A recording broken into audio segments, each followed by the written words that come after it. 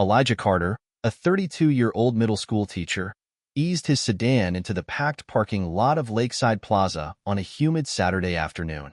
The summer heat clung to the asphalt, distorting the air in shimmering waves as families moved in and out of the sprawling shopping center. The plaza was alive with activity. Children chattered excitedly, parents herded them toward stores, and carts rattled across the pavement as shoppers maneuvered through the congestion. The occasional impatient honk echoed through the lot as drivers competed for scarce parking spaces, some rolling down their windows to glare at others who had managed to snag a spot first. Elijah sighed as he navigated through the maze of parked cars, scanning for an open space. He had already been circling for nearly 10 minutes, frustration creeping into his normally patient demeanor. Just as he was about to resign himself to another lap, he spotted an empty spot near the front. An unexpected stroke of luck. His grip on the steering wheel tightened as he flicked his turn signal on and rolled toward it, wary of any last-minute challengers. With practiced ease, he steered his car into the space and exhaled, relieved that his parking ordeal had come to an end without unnecessary drama. As he shifted into park and reached for the door handle, a sudden screech of tires sliced through the humid air, sharp and jarring. Elijah's head snapped to the side, just in time to see a sleek silver sedan whip into the adjacent space at an alarming speed. The driver cut so close to his car that for a split second, he braced for the inevitable sound of metal scraping against metal. Somehow, there was no impact, but the aggression of the maneuver made his pulse quicken. The driver, a woman in her mid-40s with perfectly styled blonde hair, wasted no time. Before Elijah could process what was happening, she flung open her door with unnecessary force, the edge of it narrowly missing his own vehicle. Her movements were sharp, deliberate, and filled with tension.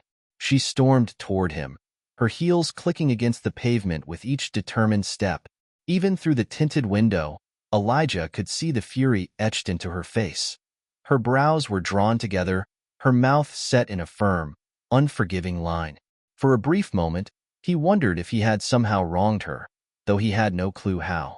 He hadn't cut anyone off, hadn't stolen a space that someone had been waiting for, at least not to his knowledge. Yet, the woman's energy radiated pure indignation, as if he had committed a personal offense. His hand remained on the door handle, hesitation gripping him. He debated whether he should step out and confront whatever storm was about to unfold, or if it would be wiser to remain inside and let her fury pass. Something told him, however, that this encounter was inevitable, and it was about to escalate. "You stole my spot," the woman shrieked, jabbing a perfectly manicured finger in Elijah's direction. Elijah blinked, momentarily stunned. Her voice, high-pitched and laced with outrage, cut through the humid air like a siren. He hadn't expected such an aggressive reaction over a parking space. "Excuse me," he asked, his voice steady but tinged with disbelief. "That spot was mine," she snapped, her face twisting with indignation. "I had my blinker on. You saw it." Elijah frowned, his gaze flickering around the lot. The usual noise of a busy shopping plaza continued around them. Engines humming, shopping carts rattling, doors slamming. But within the small bubble of this confrontation, everything else faded. "I didn't see you," he said, keeping his tone even. "The space was open when I pulled in." The woman scoffed, her nostrils flaring as she took a step closer. The heat of the afternoon only seemed to fuel her temper. "Of course, you didn't see me," she spat. "People like you never do. You just take whatever you want without thinking about anyone else." Elijah stiffened. The shift in her words wasn't subtle, and he caught it immediately. This wasn't just about a parking spot anymore. He inhaled deeply, willing himself to remain composed. He had dealt with this kind of thing before. The passive aggression, the barely veiled hostility wrapped in condescending superiority. It wasn't new, but it never failed to set his nerves on edge. "Look," he said, keeping his voice measured, "I'm just here to pick up a few things. I don't want any trouble." The woman let out a sharp, mocking laugh, folding her arms across her chest. "Trouble? Oh, please. You people always think you can just waltz into neighborhoods like this, acting like you own the place." Elijah clenched his jaw. His pulse pounded in his ears. It was a deliberate provocation, her words carefully chosen to get under his skin. And it was working. He could feel the weight of bystanders' eyes settling on them, drawn by the escalating tension. A few feet away, an elderly man paused near his car, pretending to fiddle with his keys but clearly eavesdropping. A young mother, holding her toddler's hand, hesitated mid-step before ushering her child in the opposite direction. Two teenagers lingered near the shopping cart return, their curiosity plain on their faces. Elijah was no stranger to these moments. He knew how quickly they could spiral, how a misunderstanding, intentional or not, could turn into something far worse. His fingers flexed at his sides, his body coiled tight with restrained frustration. Every instinct told him to walk away, to disengage before this situation took a turn he couldn't control. But as he looked into the woman's narrowed eyes, he realized something else. She didn't want him to walk away. She wanted a reaction. And that made his next move even more critical. "I'm not doing this with you," Elijah said, exhaling sharply as he turned to walk toward the store. His muscles were tense, his body humming with barely restrained frustration. He knew better than to engage further. But before he could take more than a few steps, she lunged forward and shoved him hard from behind. The force sent him stumbling forward, his sneakers skidding against the hot asphalt. He barely managed to catch himself before hitting the ground, his palms hovering inches above the pavement. His breath came fast and sharp, his heart pounding in his chest. Elijah spun around, eyes burning with disbelief. "What the hell is wrong with you?" he snapped, his patience unraveling with every passing second. The woman, whom he now mentally dubbed Madeline, though he had no idea if that was actually her name, stood her ground, chest heaving, hands balled into fists. There was no regret in her eyes, only unfiltered rage. "Oh, I'll do whatever I want," she spat, her voice venomous. "You think you can just walk away from me? I'm not done with you yet." Elijah's pulse hammered in his ears. He took a careful step back, his mind racing through every possible outcome. He had been in situations like this before, ones where his every move would be scrutinized, twisted. He knew how quickly things could spiral, how easily he could be cast as the aggressor, no matter the truth. He inhaled deeply, steadying himself. "Walk away before you do something you'll regret," he warned, his voice low, measured. Her lip curled, her eyes flashing with something almost triumphant, as if she had been waiting for him to say something, anything, to fuel her next move. "You don't tell me what to do, boy." The word hit him like a slap before she even raised her hand. It was laced with poison, dripping with entitlement, wielded like a weapon meant to cut deep. Elijah felt his entire body go rigid, the air between them charged with something electric, dangerous. And then, she actually did slap him. The sharp crack of her palm against his cheek echoed through the lot. His head jerked to the side, a stinging heat flaring across his jaw. For a moment, everything stopped. Gasps rippled through the small crowd that had gathered. Someone whispered an expletive under their breath.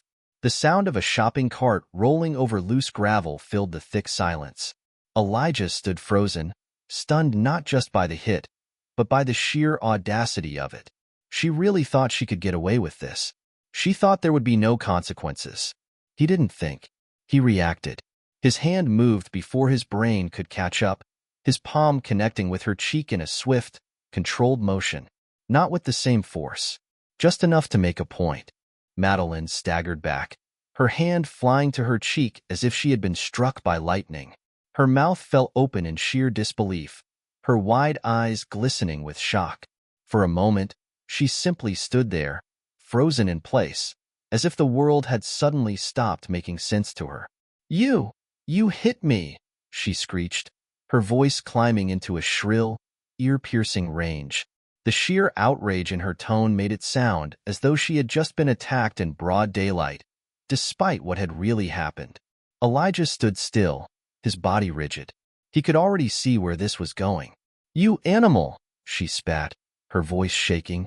"You're going to pay for this. Do you even know who I am?"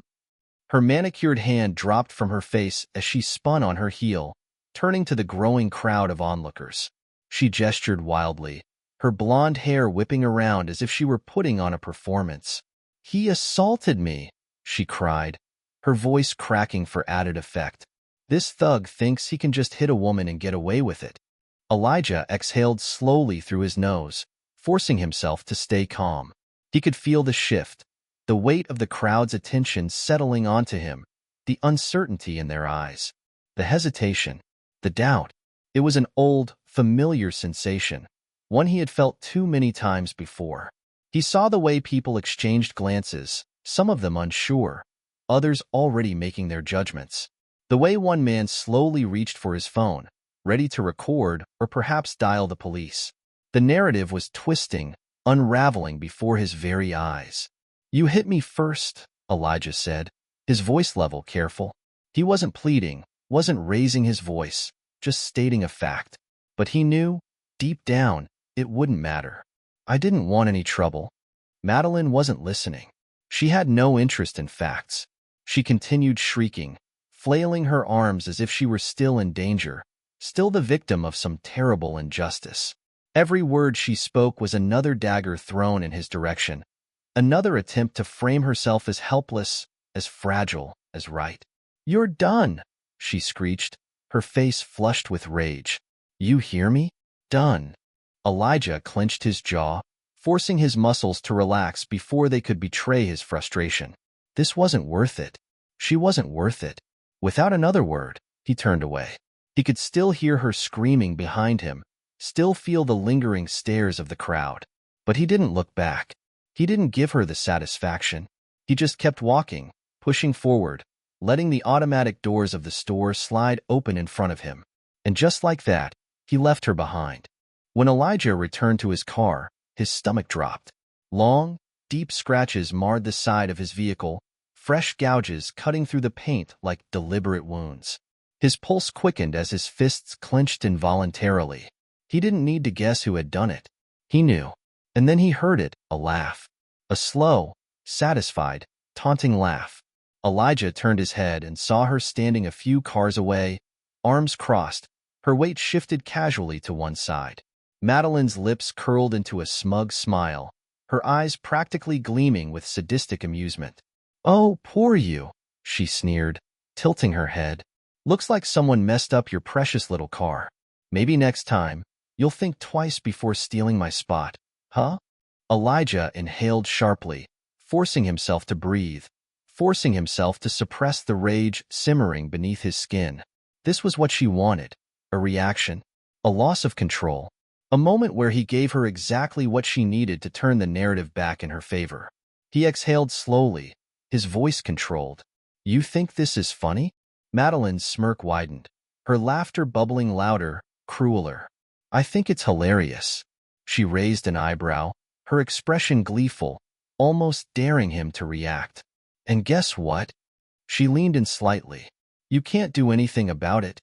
Elijah's jaw tightened, his fingers flexing at his sides. She was right, and she knew it.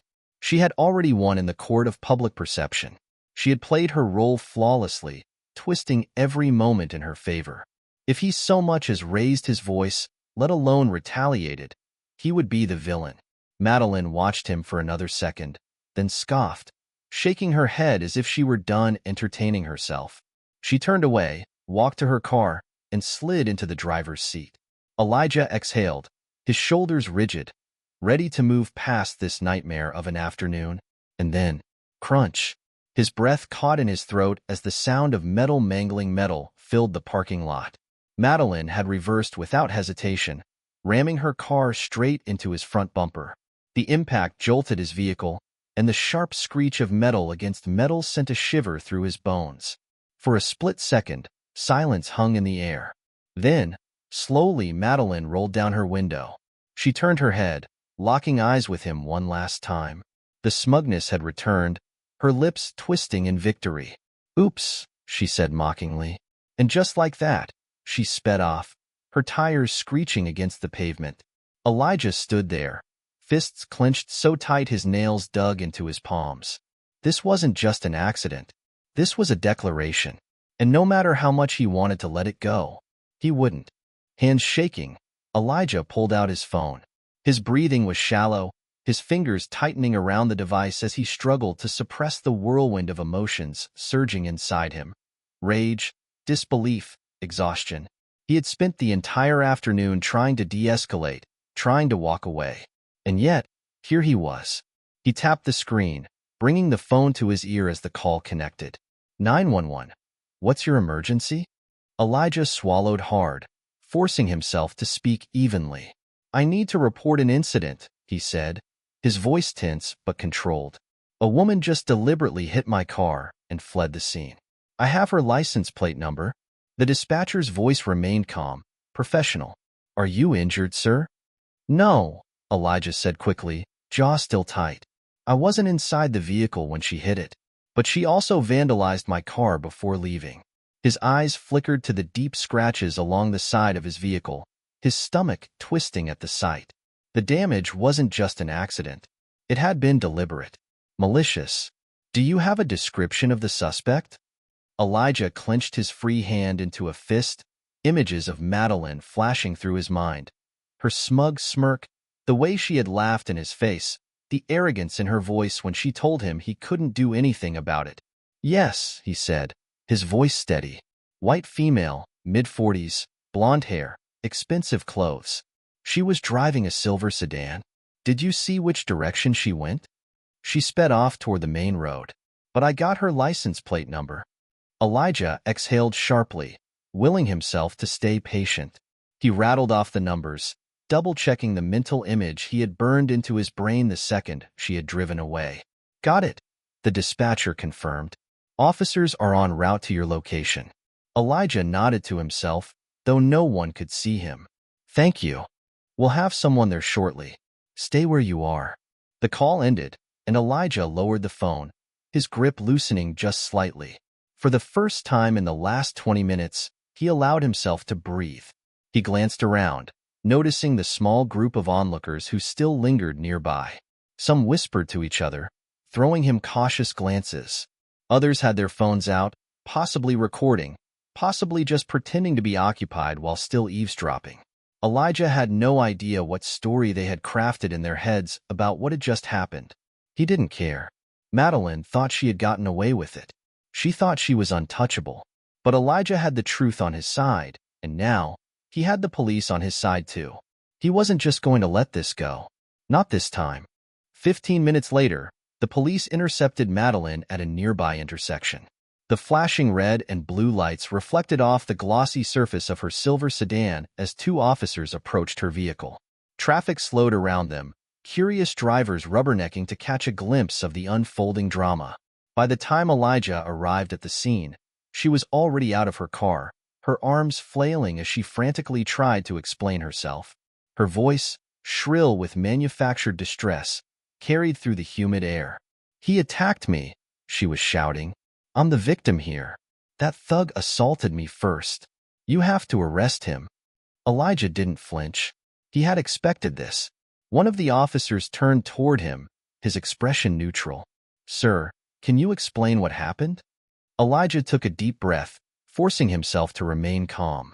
Then, he laid everything out, piece by piece.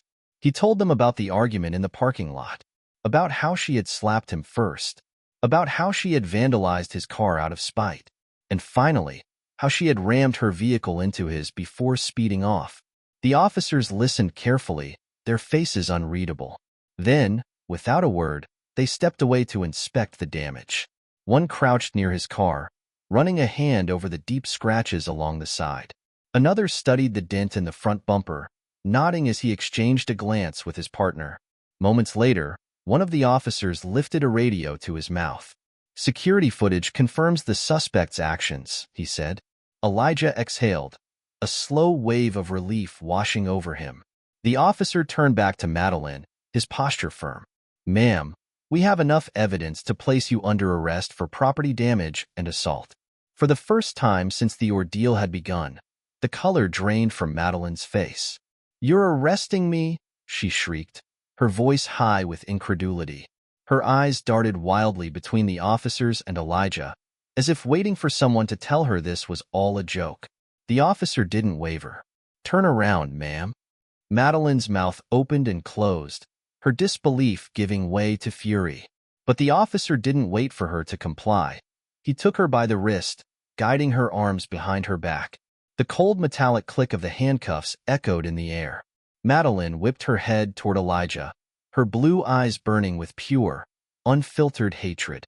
"You haven't won," she hissed, her voice low, venomous. Elijah met her gaze, unwavering. He had no need for smugness, no need for victory. He simply said, "I didn't have to." The officers led her toward the waiting squad car as she continued to protest, her words growing more desperate. But Elijah didn't linger to watch. Justice had already played its part, and for him, that was enough. The next day, Elijah filed formal charges. The process was tedious, full of paperwork, statements, and procedural formalities, but he saw it through. He wasn't just doing this for himself. He was doing it because people like Madeline got away with too much, too often. This time, she wouldn't. The wheels of justice moved slowly, but they moved. Weeks passed as legal proceedings played out, the system grinding forward at its own pace. There were hearings, motions, and endless discussions between lawyers. Madeline fought back, of course. She had money, connections, and an air of entitlement that made her believe she could escape consequences. She twisted the truth, tried to paint herself as the victim, tried to manipulate the system in her favor.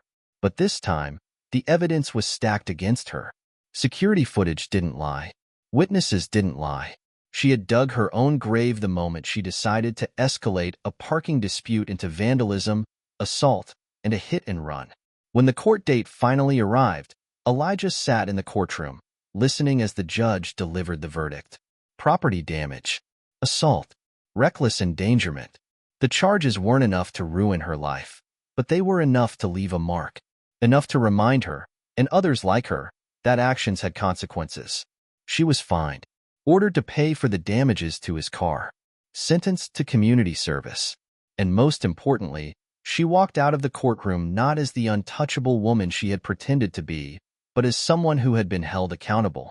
Elijah didn't stay to watch her reaction. He had already spent enough energy on her. As he left the courthouse, he breathed in the crisp afternoon air, letting it fill his lungs. The weight on his shoulders hadn't disappeared completely. He knew that this wasn't the last time he'd encounter someone like Madeline. The world was full of people who believed they could bully and manipulate their way through life, who relied on privilege and power to avoid consequences. The battle wasn't over. Not with her. Not with people like her. But today, at least, he had stood his ground. He hadn't let anger control him. He hadn't let injustice slide. He had fought back, not with violence, not with rage, but with patience and persistence. And sometimes that was enough.